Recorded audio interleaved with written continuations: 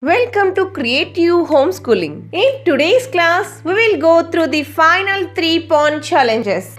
Let us now look at the 10th challenge for pawn. For this challenge, consider 5 chess pieces: a bishop, a king, a black pawn, a white pawn.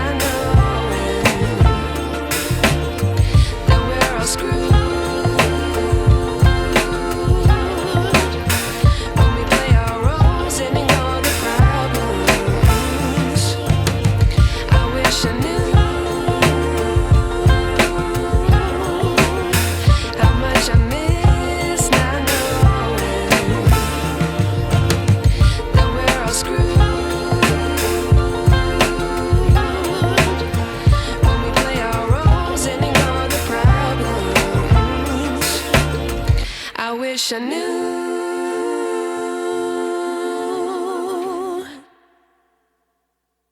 This challenge is also not finished. This is all about the moves of the pawn. The next classes are going to be more interesting. There we are going to discuss about the moves of the rook. So keep watching. If you like the video, please do like and subscribe. See you in the next videos.